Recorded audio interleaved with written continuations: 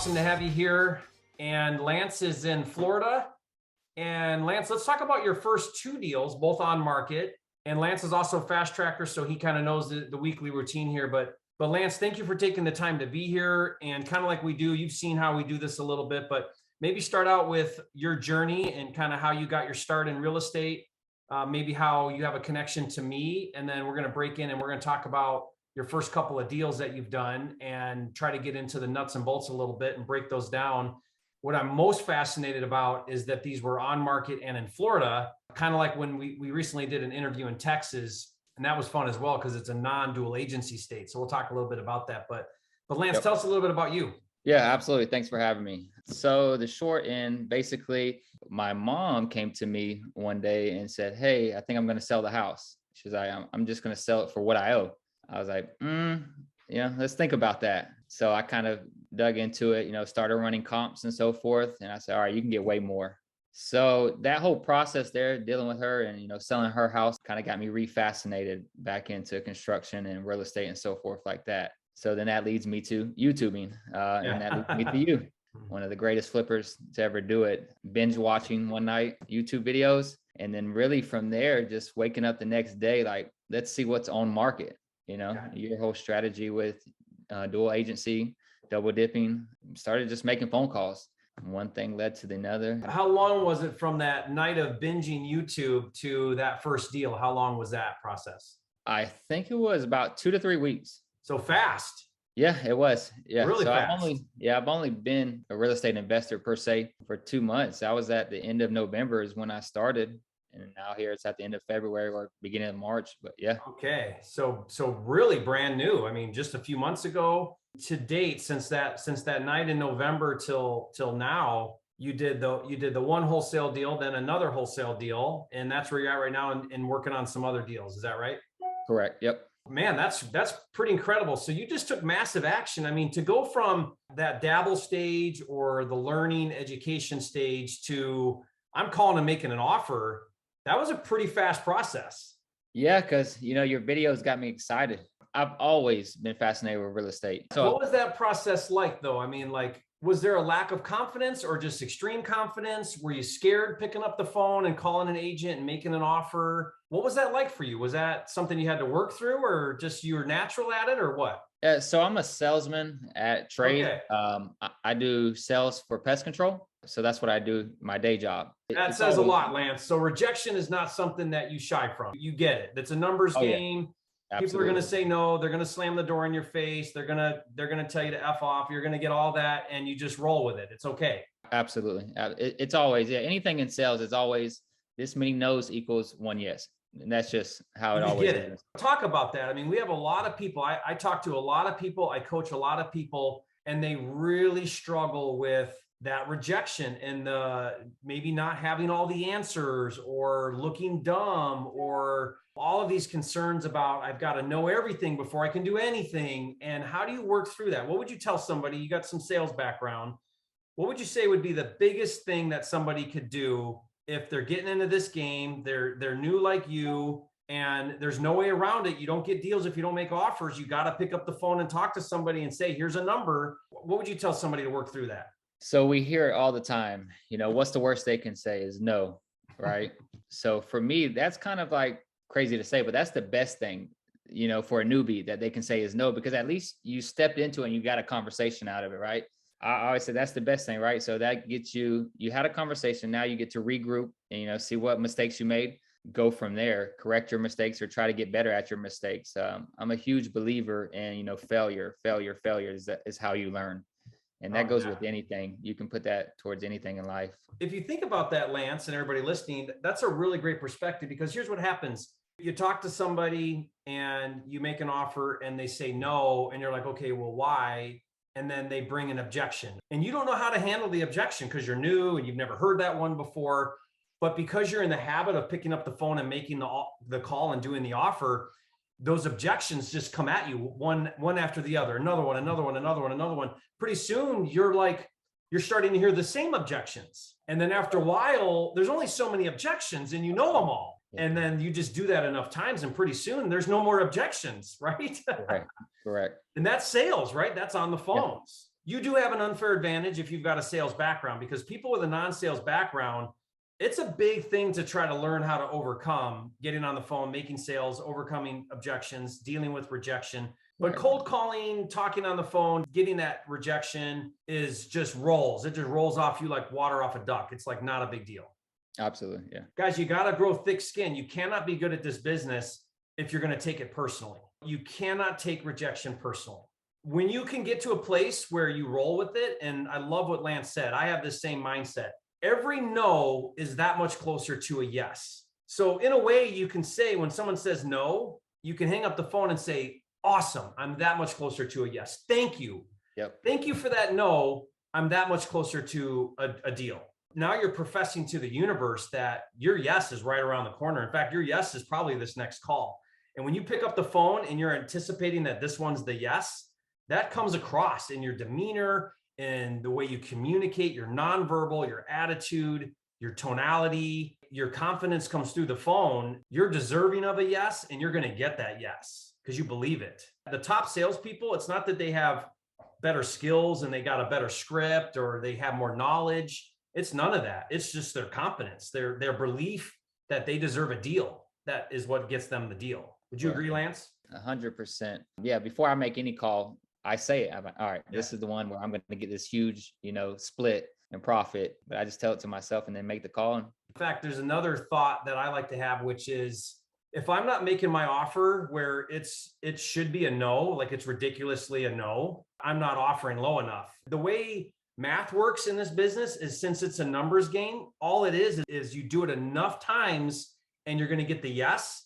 So when I get that yes, it's going to be a home run deal because I'm making such ridiculously low offers that it should be no. Most of the time it's going to be no. In fact, if they're not saying no, then I'm not offering low enough. Correct. Because remember, our business is to find ready and willing sellers that are motivated. We're not creating motivation, we're finding motivation. I never convince a seller or an agent that they should take my offer.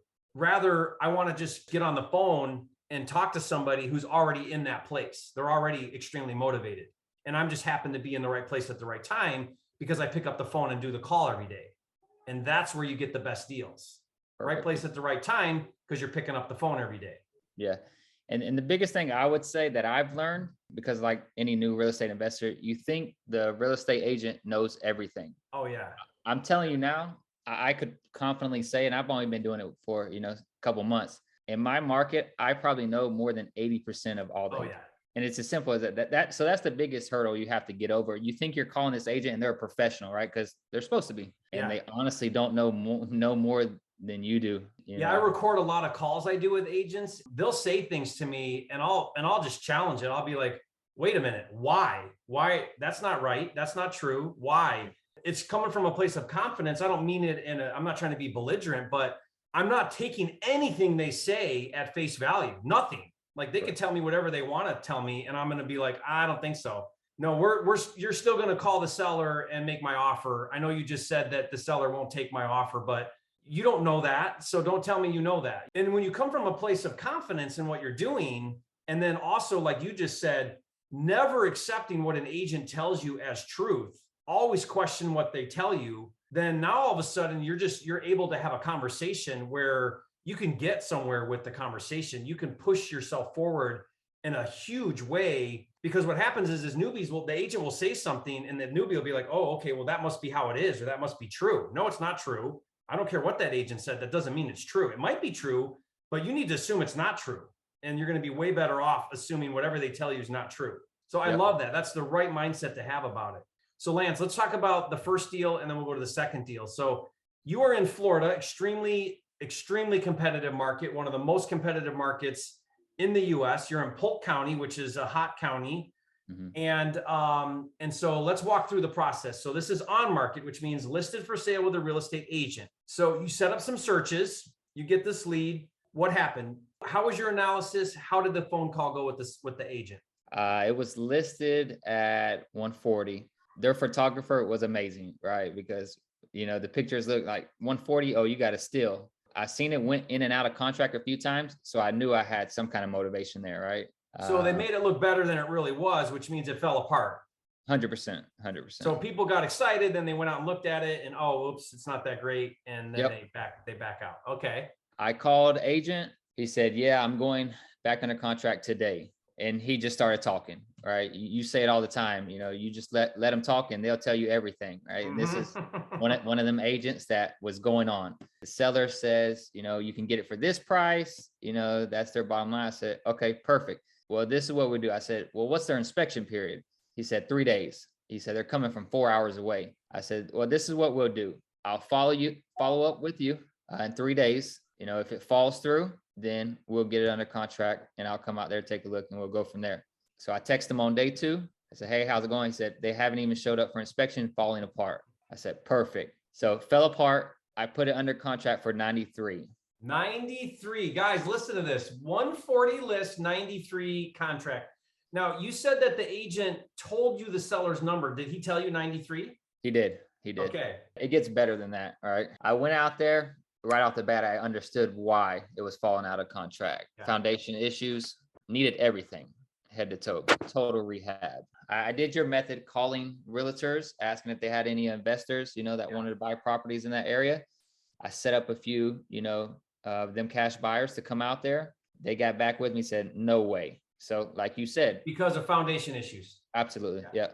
So like you said, ask them why. So I asked them why. I said, what would you pay for this property? Right? Simple as that. So they told me a few numbers. So with the numbers that they told me, I had to go back and ask for a price reduction. Yeah. So I went back. It went from 93. It went down to 67, I think. 67. Because you had a buyer for 70 something. Correct. Yeah. So that was day 7 already in the inspection period after I got it under contract. Right. So how many days? 10. Okay, so you had a 10-day inspection. Day 7, you renegotiated or you find out your buyer number? I renegotiated. Okay. On day 7. So as soon as they did a price reduction contingency, they cut off my inspection period. Right? They said, if we're going to agree to the price. So they said, this is common. They said, we'll take your number, but we're going to end inspection. Absolutely. Okay. So then the pressure was really on. Yeah. I'm on the hook. I can't back out now. Right? What was your earnest money? 500. Okay. I went back to that same cash buyer. He told me no. Oh. I was like, great. So I went back to the drawing boards, started calling real estate agents. Let's share that strategy real quick, Lance. So one of the strategies I teach is once you get a deal, go to the neighborhood where your deal is and look up the flippers in the market. And they're flippers because they listed and sold a property that was fixed up. So you see it's renovated, it's vacant, maybe staged. Call the agent that represented that flipper and say to the agent, hey, I see you represented a flipper. I got a deal nearby. See if your flipper's interested. Because those are going to be your best buyers because they're already actively doing deals in the same neighborhood. So Lance called up agents. The one who told you a number actually was not legit, which happens. Back to the drawing board, started calling again to agents that represented flippers in the market. And then what happened? So called an agent. He said, yeah, I do have an investor. He said, but I'm looking to buy one myself. He said, I had a deal fall through. I had the funding. I have to spend it. I said, okay, go look at it. Got back with me. And this was his first wholesale deal that realtor has ever done. Yeah. He didn't even understand the process that I was assigning it to him and so forth like that. So I had to walk a realtor through this whole process as well. So that was nerve-wracking to me because this is my first process. Now I'm walking a realtor through his first process. I was a mess. Not knowing what to do, whatever. I was just going and making mistake after mistake and just walking through the process. Just figuring it out. So that was that must have been for like 73 or something like that. 74. I think it was. Yeah. Because you said you made like 6 or something. Correct. Locked it up. That realtor bought it. No issues. Closed on it. Done deal. So basically it was listed for 140. My contract price that I ended up getting it for was 68. That's what I got it for. 68. Wholesaled it for 74. Got it. Yep. Now I forgot to ask you before we got to the buyer, walk us through the double dip part because you're in Florida and technically in Florida, there's no dual agency. How did you get around that? So I never even been questioned about it. I simply said, you would represent me as well as the buyer. And no one's ever told me, no, I don't do that. Or I think everybody does it here. Yeah, they're doing, I've gotten some more feedback from people. They're just not calling it dual agency. Correct. Everybody listening right now, you can do the same technique in Florida and Texas. It's happening. Lance did it twice. Don't worry about how the agent's going to figure out how they're getting double commission. That's not your job. You don't even need to know what they're doing. Just offer that you're going to let them represent you. They can have the other side of the commission. So the way I handle this, I just say, look, I'm unrepresented. I'd like for you to represent me in some way. I'd like for you to get the other side of the commission if that's beneficial to you. You figure out how you want to do it. And they all have their way of doing it. And that's it. You don't need to worry about it. Just offer it. And that's what Lance did and got it done. Okay, so first deal, 6,000. Now let's talk about the second one. Walk us through that one. So this is how my on market strategy goes. So I've kind of learned, right? So this is a very hot market. So there are higher bidders than me. And it's as simple as that because they are real cash buyers. Yeah. Right.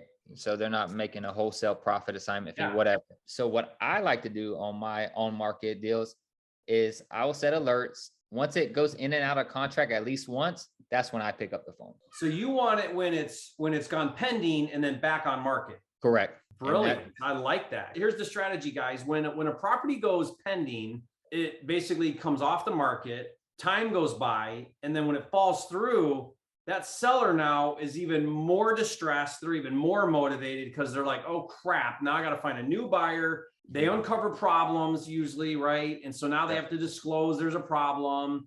It just really puts the seller in a tougher spot, which makes them even more motivated. Correct. So you can actually set up in Redfin or Zillow to notify you when there's a price change or when there's a status change. Correct. Yep. So then what'll happen is every time a property changes, price goes down or up, it could be pending. So it was active, now it's pending, or pending, now active. And that's what Lance is watching for.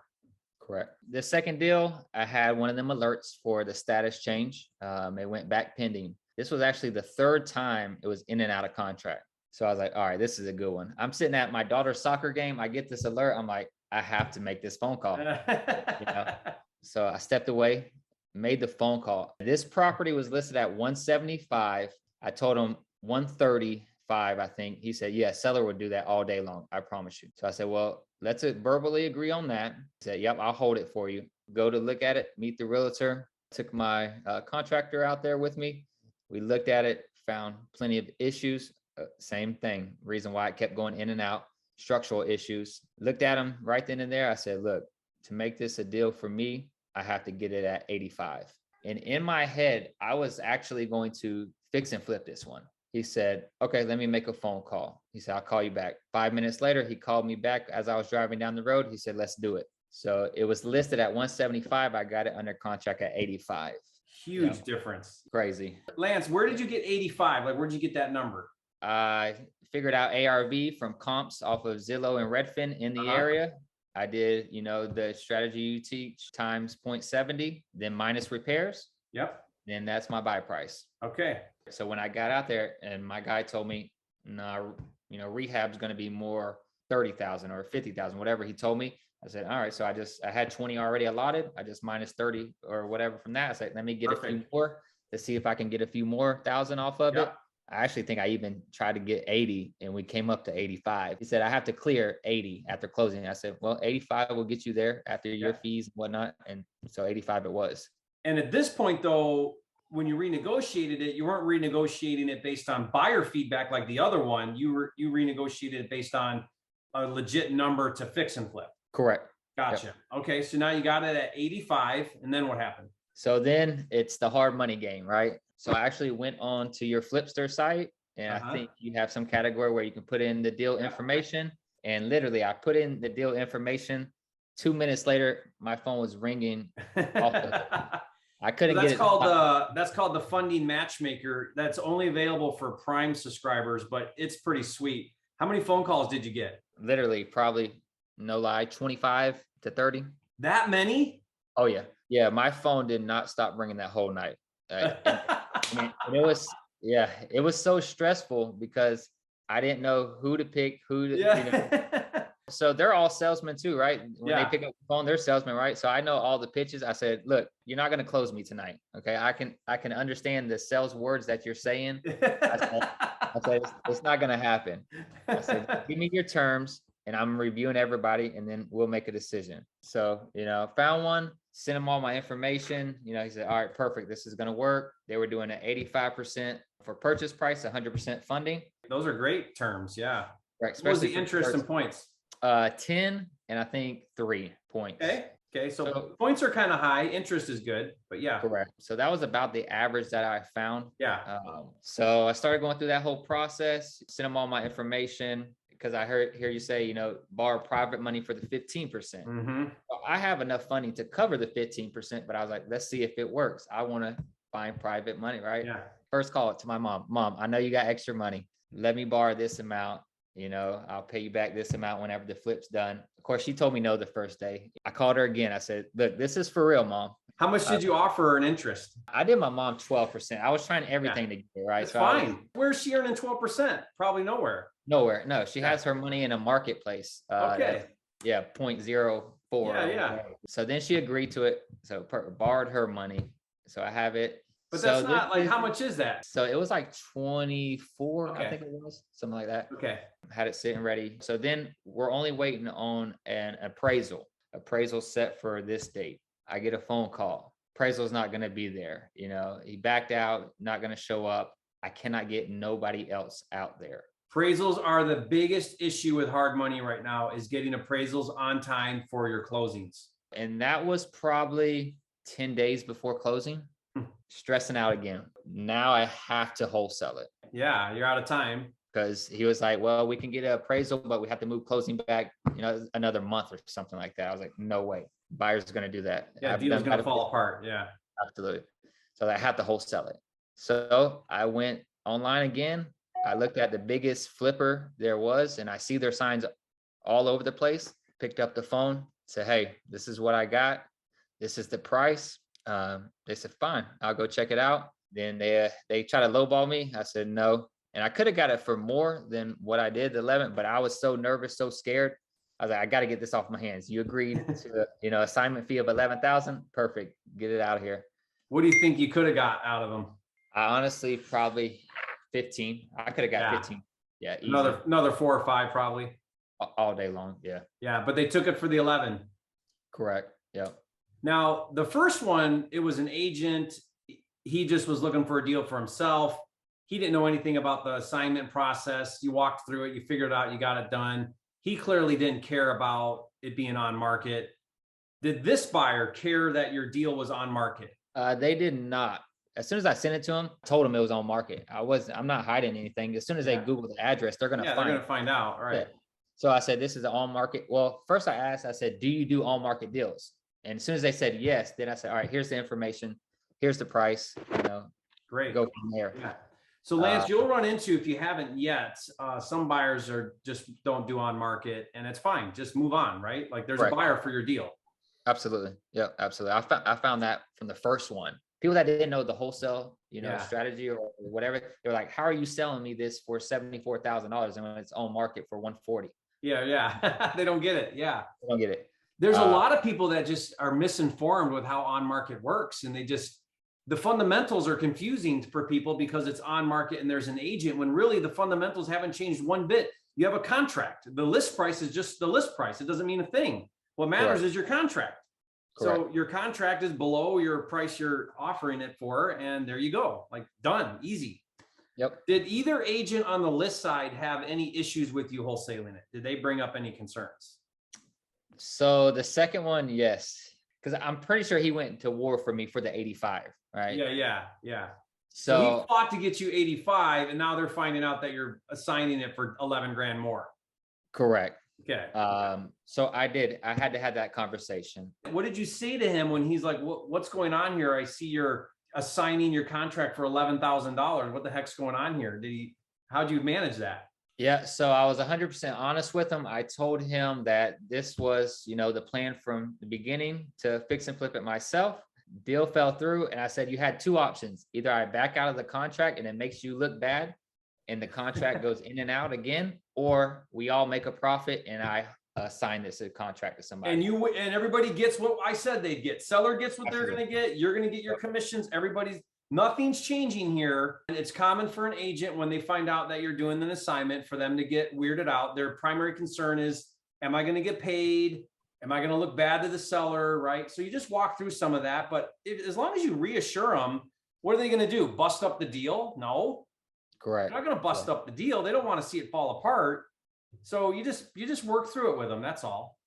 Correct. Yeah. I just made the assurance that, hey, which has only been one contract, but I said I've never backed out of a contract and not went through with a contract, which I'm not lying because I've only did one contract. I just reassured him that, trust me, everybody's gonna get their money. It's just a matter of reassuring that agent, helping them feel comfortable that you're going to perform on the contract. And guys, I say this over and over again when we talk about on market. Here's the most genius thing about it. There's the brilliance in it all. Lance did both these deals. So now what, 17,000, right? In assignments. And how much did you spend in marketing costs to find those leads? Zero. Man. Yeah. Zero in marketing costs to do 17,000 in assignments. That's pretty sweet, isn't it? I mean, that's awesome. It is, because I'm learning what marketing really costs. It's not cheap. No, it's not cheap. Marketing for private sellers is very expensive, and it's an investment. It's great. It works. You can get deals. It's a different animal, but it costs money for sure. So you got to be prepared to spend that money to get the leads and spend the money on the tools and stuff, right? To get the leads and close. Whereas on market, you don't have any of that. So very good. Awesome, Lance. What was the biggest thing you think you've learned going through those two deals? Any big takeaways you want to share? Stay close to your real estate agents that you've made offers with and so forth. I just actually lost out on a triple digit flip. Ooh. Yes. Tell us about it. I went through my phone. I have all my realtors listed, right? So I went through my phone, sending them just a follow. Hey, if you have any pocket listings, yada, yada, yada. I sent that one out. He responds back to me the next day. Hey, this one is going live right now. I looked at the numbers, ARV, everything. It's listed for 200K. I could have purchased it for 220K and made like 120, then take away everything. So profit, I don't know, 90K maybe or something like that. But when we went out to look at the property, there was a lot of investors, right? I got outbid. But the thing is, he said, man, I'm so sorry I didn't let you know. I knew about this a week ago. If I would have remembered you, we would have locked it out at listing price. So I would have got it for $220,000 under what I could have offered it for. Yep. And he said, I'm so sorry. And I was like, no, it was on me. I didn't do my part as far as making sure you're aware of me and I'm still out here. That was an expensive lesson to learn, but so powerful. So guys, I hope you caught what happened here. Yes. The agent was willing to do a pocket listing. He would have let Lance get the deal at asking price before it went on market, before the craziness happened with all the buyers overbid.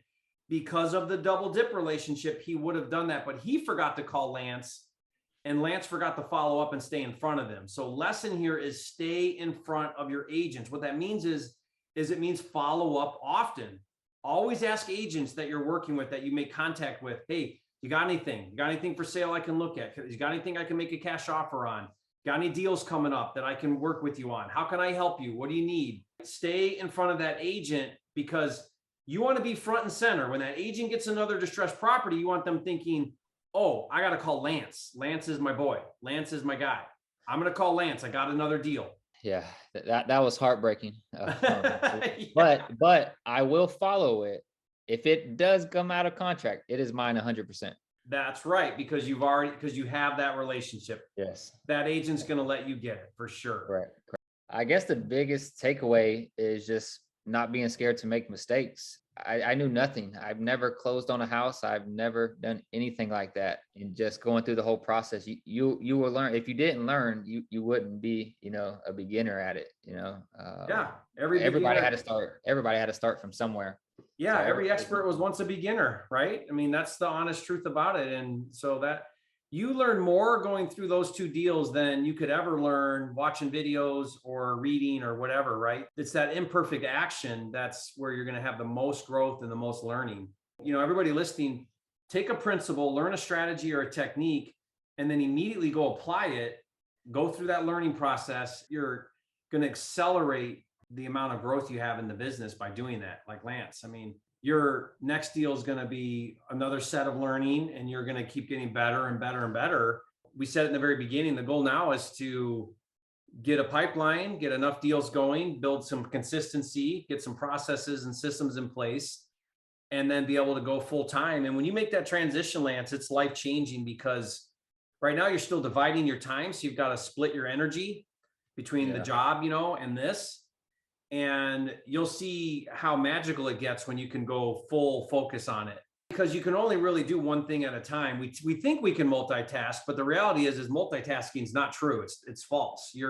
So all you're really doing is you're having to reset your attention every single time you switch tasks, which is losing productivity because you got to kind of start over every single time. Whereas the highly concentrated amounts of time into one thing is going to yield you the biggest return for your time, energy, and effort. But everything's a process, right? You're working there. You've got goals. You're getting there. It's working. It's actually working. Yeah, it's exciting. And for me, I like to prove people wrong. So that's probably the most exciting thing for me, right? Oh yeah. Everyone that told you it doesn't work, you're crazy. Why are you doing that? Yeah, the market's too hot. There's no way. It's too competitive. I've heard it all. You can't do on market in Florida. I've heard all of it. And here you are living proof that none of that's true. Hey, everybody, leave a comment right now. Say, Lance, you are a flipping genius. And congratulations on your success, Lance. Love what you're doing. Keep up the good work. Please share with me when you're doing these deals. I want to follow and hear about your success and your progress, and love it. So you're a flipping genius, Lance. Keep up the good work.